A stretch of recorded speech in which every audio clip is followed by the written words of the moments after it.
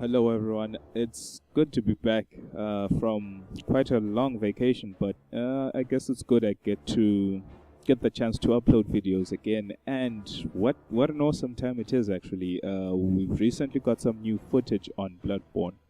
And for those of you who don't know, Bloodborne is a game that's been developed by Miyazaki, part of the Fromsoft cast. He is the lead man in the Fromsoft company, and he was in charge of Demon Souls and Dark Souls 1. He wasn't in the helm in Dark Souls 2. He left that to Yui Tanimura instead, doing a secret project which was later on to be known as Project Beast. And then after that, of course, Bloodborne. That was the official name that hopefully you will see in stores sometime next year in February, but we don't know much about that. Anything can be delayed. But anyway, we now have some good footage that we can use to talk about Bloodborne as a game. This happened in Gamescom just a while back, and I'm glad to be talking to you about it. There might be things, actually there will be things I will not talk about, maybe just because I didn't note them down in my little paper right here, or I just missed it. It's something I didn't think about, but I do have some things that I would actually like to talk to you about. So first of all, from what I've noticed is that the overall lore still stands similar to what happened in Demon Souls and Dark Souls 2. So let me just explain it first so that you can understand my point of thinking. In Demon Souls, there was the old one which would send demons, which would suck souls from people, from human beings. And when your soul was stolen from you, you would go insane. So people were striving and fighting to battle the demons such that they wouldn't have their soul stolen. But someone who was soul starved or had their soul stolen away from them would in essence turn hollow, or should we say turn insane, and then seek souls in other things. I guess it was an instinct. Once you lose something, you try to retrieve it again from something else. So hence the soul starved would hunt those with souls to steal them from them, because they were insane. And then in the Dark Souls lore, you were undead. You were this thing that never died. But then you had to use humanity in order to retain your life, your humanity, I guess. That's the only word I could say it. But then the more you died and the more you lost hope, the more you'd hollow down and decay, which would end up driving you insane and hence killing all those around you. And now with Project Beast, we have this disease. If you look at the word born means something transmitted by or transported by something. So if something is airborne, it's transported by the air. Waterborne is transported by a liquid or water, and bloodborne is something transported through the blood. So in this case, we have a disease, an infection, I would assume, that's taking over people through their blood and turning them into these nightly beasts. So you could kind of piece together similar lore aspects in this game that have been there in the past, and it's quite awesome if you ask me. Though the game may be similar, it shows some progress in some later regards that I will talk about as we continue the video, but sometimes similarity is not so bad as long as it's done in a different way and in a creative way. But I would also like to see something different from Software and Miyazaki, but that's for another video. Consumables return. As you can see here, he has something called the Molotov cocktail, which in real life is just getting anything flammable and setting it on fire with a cloth, but it works similar. I would assume it works similar to a firebomb. And the reason why I think this is important is because this would technically bring about a class of offensive consumable items, because this game is much faster paced in terms of combat, and since you can't hide behind the shield anymore, you need to have lots of options to be able to take down your foe. I guess that's the best way I could put it. And seeing the Molotov gives me hope that there will be more consumable items that can be used in an offensive manner, such that you can deal the damage to those who are trying to kill you, which is good. And something very interesting popped up, and that is this urn of oil. The urn of oil is, I'm assuming, this is all speculation, well, this entire video is, but anyway, I'm assuming that you throw this on something and it will douse them in oil, and then this in turn will reduce its fire resistance, such that if you deal anything that does fire damage, i.e. the Molotov cocktail, then you should do a lot more damage than you would have done in the past, which is really something awesome. It plays upon old RPG mechanics I used to like back in the days when I used to play Final Fantasy or something, where you could get something wet such that you could hit it with lightning to increase the damage, which is also playing on some of the tropes that Dark Souls 2 had. If you got wet, you'd reduce fire damage but increase lightning damage. So you can see the progress that Fromsoft has been making in its games to make them just a little bit more intricate and a little bit more interesting, I guess, for the long run, which is good. I really like that. And we now see ammunition types coming in. In the past, of course, we had bows and crossbows, which had bolts and arrows, different types, fire arrows, lightning arrows. The list is endless. So here we can see the character picking up hunter bullets, which was, of course, the ammunition that they all had access to in GamesCon. And this could mean that there can be different types of ammunition as well, different bullets that do different things. And that's, I don't know, I can't say awesome enough. Really, this video has sparked a little bit of interest in me. Like I wasn't ready to be doing any videos, or didn't want to put up any videos anytime soon, but as soon as I saw this, I was like, I watched videos of what other people were saying, and I saw the video myself, and I was like, I also have to talk about this. This is just way too awesome to let it go. Now, this clip here shows something of monster AI development, should I say, and that is the fact that now, if you looked at the past Souls games, it was rare to find monsters in groups or in situations where you were ambushed by lots of monsters that worked in a hive mind type of AI. But then if you look at this clip over here, it shows that the monsters have movement patterns now. They either move in groups and patrol as a group, or stay stationary as a group. And also now you can also find monsters in singles, patrolling as singles and ambushing you as singles as well. So now you have two separate situations that could occur, because in the past it was only you'd either encounter one monster which would be patrolling if you're lucky, or one monster which would ambush you, or one monster just stationary or moving around in a certain spot. But then finding a group that ambushed you was really not a common thing in old Souls games, though it did exist in some parts. And now we have a new consumable item as well called the pebble. It does very, very minuscule damage, little damage.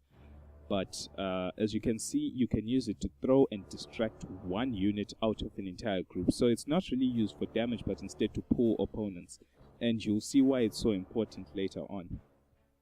Now there's a really big change within the gameplay mechanic. In the past, when you needed help, you'd either use a consumable that gives life, or you'd just drink your Estus flasks, which could be replenished at a bonfire.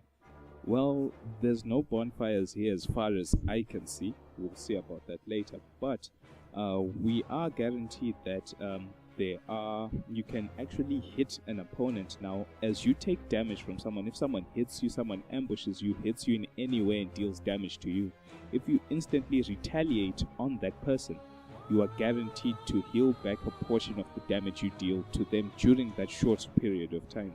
And so this is a new way to encourage aggression and a tactical offensiveness towards being taken damage, because in the past, as soon as you got hit, most people would just hide behind the shield and then take the brunt of the next coming attack, such that they could retreat, gather themselves, then heal with the Estus, or find a way to take the opponent down after retreating and then healing with the Estus Flask. But now it's like, oh, I've been hit, but if I can dodge the upcoming attack, I can deal damage to get my life back without using a consumable, which is really good. It really promotes skill, and skill can only be born from such a mechanic, which is good.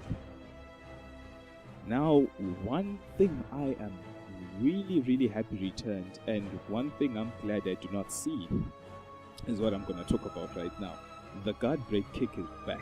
I didn't really like the guard break pushing punch thing that was there in Dark Souls 2. It was too slow, it missed very often, and I just didn't like it at all. The kick seemed more versatile in Dark Souls 1, and it's back. It's really quick though, and you can use it to get the counter hit damage on the opponent you've kicked, get that attack of chance. And jumping attacks have returned, and the backstep, oh my lord, the backstep is what I wanted it to be in Dark Souls 2. In Dark Souls 2, the backstep was okay. It was better than 1, but it was almost still unusable. this is a backstep I can clearly see myself using effectively, but we'll see as time goes on. It seems like Fromsoft likes to tweak things even till the last moments, or even after the game has been released with patch notes and stuff, so you never know, even that could change. But I'm really glad from what I see right now, that the backstep looks actually usable and it can actually dodge things really well. Now, what we were talking about in the past about the bullet and the pebble. The pebble, we had said, can attract one opponent, dealing minuscule damage, but then in this case, if you want to attract the whole horde, you can just use your gun. Of course, the gun does more damage than a pebble, depending on the range, and I'm sure even at its worst range, the gun will still do more damage than the pebble. That's what I think with the bullets. But as you can see with this, if you shoot the guy, you'll attract the whole horde, but if you throw the pebble, you only get one. So that's more intricacy towards the gameplay mechanics that you will be exposed to as the game comes out. This was really cool. Back in the past, let's just look at Demon Souls and Dark Souls. Back in the past, you would circle around for a backstab, right? You wouldn't really have the chance to miss if you were in correct position, and the animation was instant and you couldn't be hit out of the animation, right? That was when fishing for backstabs was still kind of effective. And then in Dark Souls 2, they made the backstab a two-step maneuver whereby you have to land a blow first, which looked like a punch animation, which would lead into the backstab. You could be hit during that punch animation transitioning into the backstab. And also it was very slow, timing window was very small, and also the angle at which you could perform it was even smaller than the two games before it. So it was really slow and clunky. Also, the number of times missing was way greater than it was in Demon Souls and Dark Souls, so it was a give or take. Made the thing harder to do, but then it was tedious, to say the least.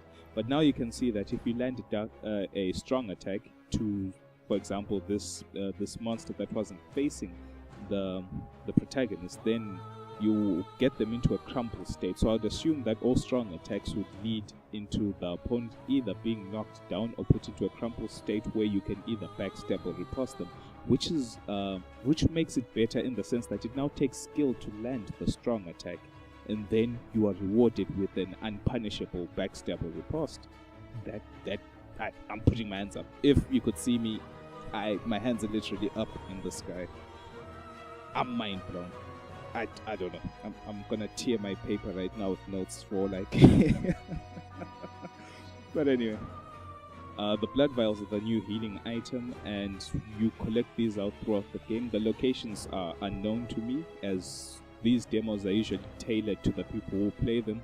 Probably they'll make the healing vials more accessible in places easy to get, such that everyone can experience the full demo without dying a lot. I don't know about the difficulty of the game, what it will be, whether it's easier or harder than most previous games that were made by Fromsoft. That I do not know.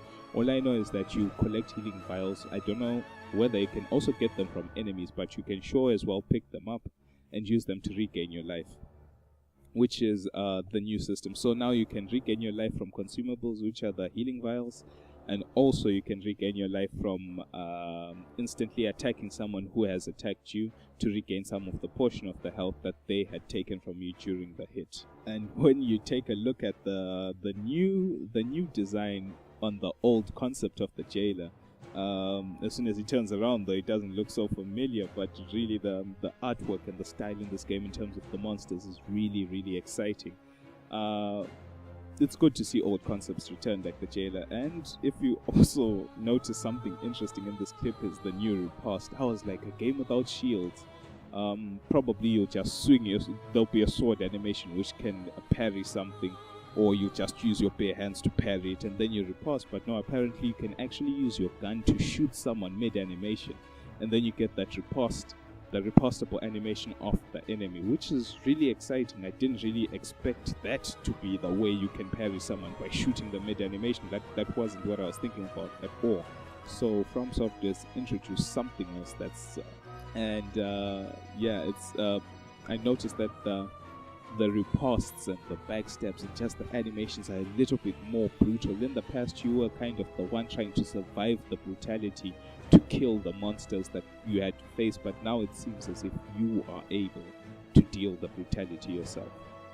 And of course, the butcher knife returns.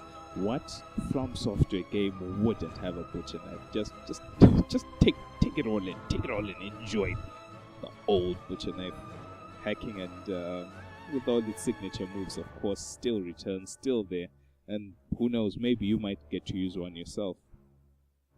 The healing, as you can notice, the healing is extremely fast. Well, I guess it's something you can be happy about, in the sense that the pace of the game is really, really fast. The action, well, it's faster than previous games. Let me not get ahead of myself, but then it would make sense that the healing is fast so that the action doesn't really stop. But in a sense, that could be, I don't know, could be something to be scared about for other players, in the sense that those that wanted to take the game very slow and methodically might not have a place in this game if there's no way to control the tempo with your skill in combat. So I don't know. I think I would really have to get a hands-on feel of it myself, but as you can see, the game is coming out on PS4, so unless someone petitions, hint hint nudge nudge, to put this on PC, I myself won't get to play it. So I'm not willing to buy a PS4 for just one game. I'm just too broke like that. That's just who I am. I'm sorry, I can't do that. But it's really nice to see the adaptation of new concepts into a similarly old engine and making it do new things. So from software, I bow down.